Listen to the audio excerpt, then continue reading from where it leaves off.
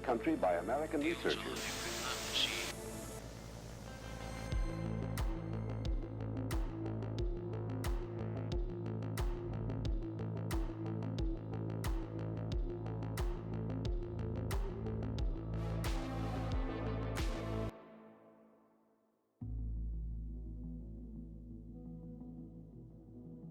In our last episode, we established the connection between Stranger Things and an alleged secret US government experiment known as the Montauk Project. Heck, even the original pilot title for Stranger Things is called Montauk, so clearly, it influenced the show. For those who haven't watched my previous investigation, I urge you to do so by clicking the link provided in this video. Essentially, it detailed a top-secret government program to use subjects, usually kidnapped children, and transformed them into psychic soldiers during the 1970s and 80s, until it was stopped when a monster tore through the base. 11 and some of the events and lore of the show were initially at least partially inspired by a young psychic named Duncan Cameron, who was used in those experiments described by Preston Nichols in his book, Experiments in Time.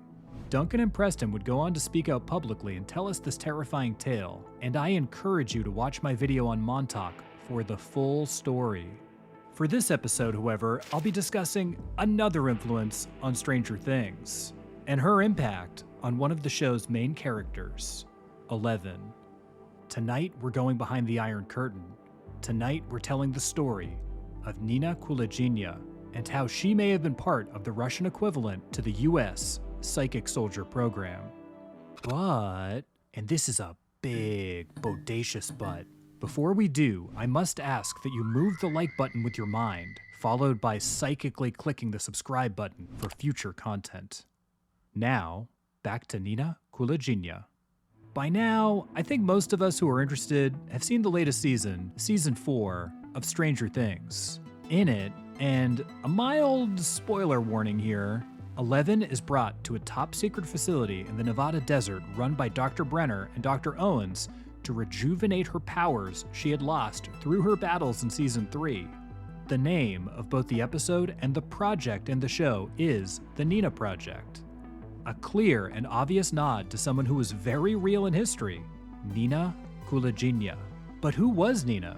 And how did she inspire Stranger Things? Let's grab our shovels and start digging for some answers. Nina Kulagina was born on July 30th, 1926 in St. Petersburg, Russia. During World War II, while only a teenager, she acted as a radio operator for a tank battalion until she was severely wounded in battle, placing her out of active duty for the rest of the war. After the conclusion of World War II, she seemed to live a fairly normal life. She married and had children, but like so many people of the time, the shadows of the war haunted her. Like so many others, she had lost friends, family, and nearly died herself in the conflict. And that takes a toll. These shadows, like they so often do, caught up to her, and she seemed to suffer some sort of breakdown in the early 1960s. Remember, this was a time before PTSD was fully recognized, so many soldiers were just expected to suffer in silence. After years of untreated post-war trauma, Nina's mind and body had finally had enough, and she was admitted to the hospital to rest and recuperate to help repair her mind.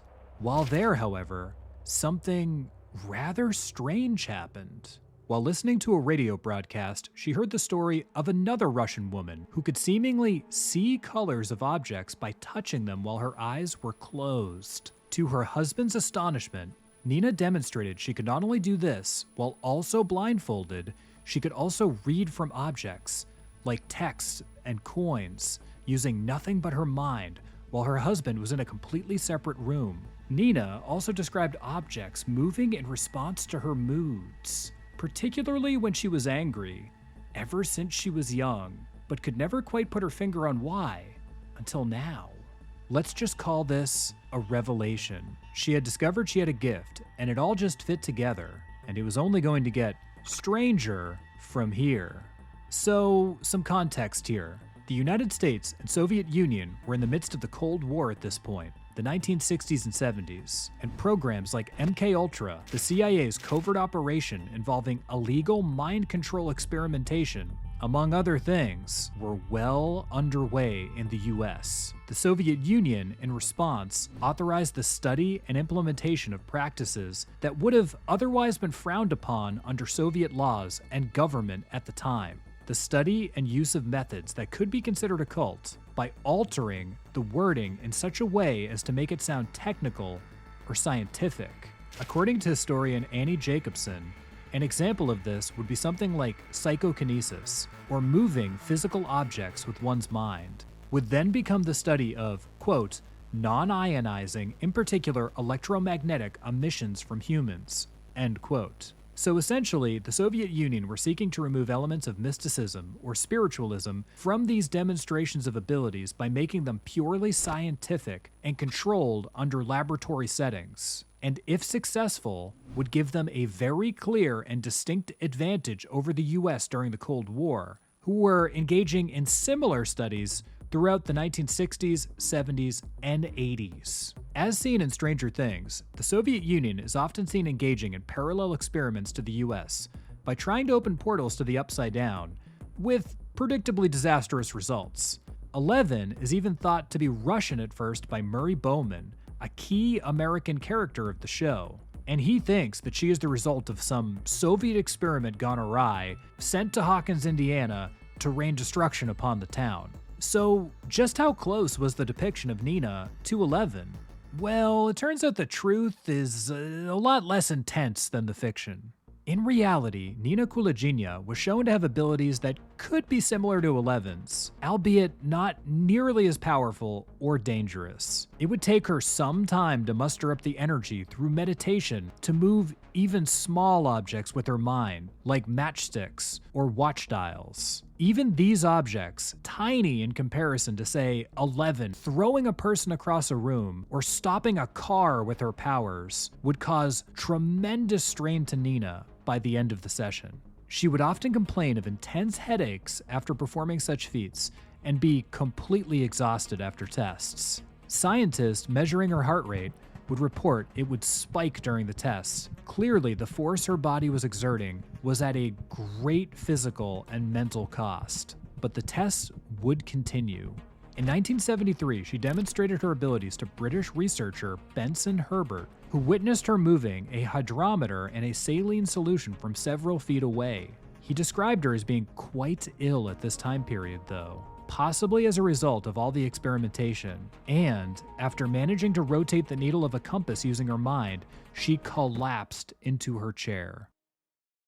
Strangely, however, the compass itself began moving about the table as she sat, motionless in the chair. Could this have been as a result of her exerting too much PK energy? The British researcher, along with his colleagues, had been quite diligent in checking for any sort of trickery like wires, and believed her to be legitimate.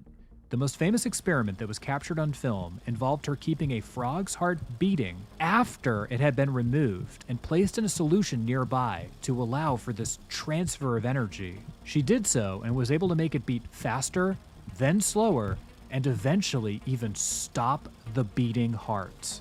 A researcher in the room then asked for her to make his heart quicken, and when she was able to elevate his heart rate dramatically using nothing but her mind, the experiment was quickly ended. She had nearly caused a fatal heart attack in the researcher.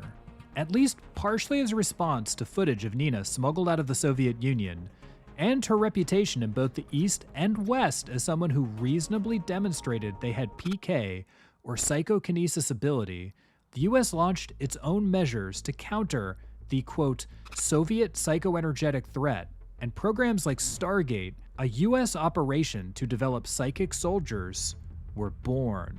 Things like the Montauk Project then, if not real, were almost certainly based on these projects, which did exist, officially until at least 1995, when the CIA allegedly shut down the projects, at least on the United States end. Nina Kulagina was studied by the Soviets for nearly 20 years, under controlled laboratory settings by top scientists. But who knows how many others were involved on their side of this research.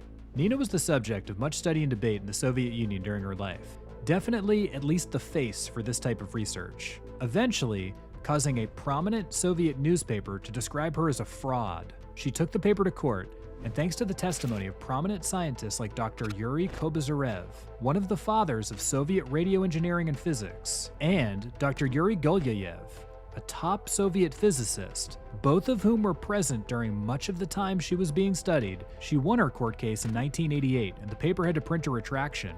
It would seem she was the real deal. Nina Kulyagina died just a short time later, in 1990, possibly as a result of the strain of years of research into her abilities. The strangest thing about her death, however, is the connection to the character of Eleven herself. Nina died on the 11th of April, 1990, of a heart attack. 11 clearly being some sort of tribute to Nina herself, with the date of her death being the literal name for the character.